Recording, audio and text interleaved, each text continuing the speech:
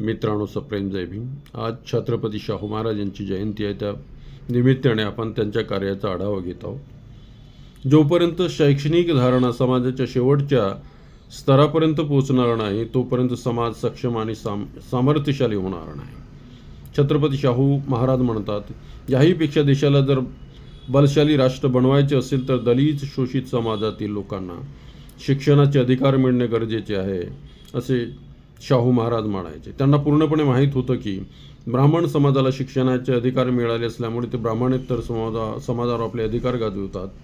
या कारणामुळे शाहू महाराजांनी दलितांसाठी शिक्षण सक्तीचे व निशुल्क केले व त्या प्रकारचा एक कायदा अंमलात आणला. याबद्दल आपले विचार व्यक्त करताना ते म्हणतात की कनिष्ठ वर्गातील लोकांची बौद्धिक आणि त्यांच्या ज्ञानसंपदेच्या मार्गात जे अनेक निर्बंध घातली गेली आहे ती तोडण्याची शक्ती बहुजन समाजातील लोकांच्या शरीरात संचारण्यासाठी त्यांचे प्राथमिक शिक्षण सक्तीचे व निशुल्क करणे काळाची गरज आहे.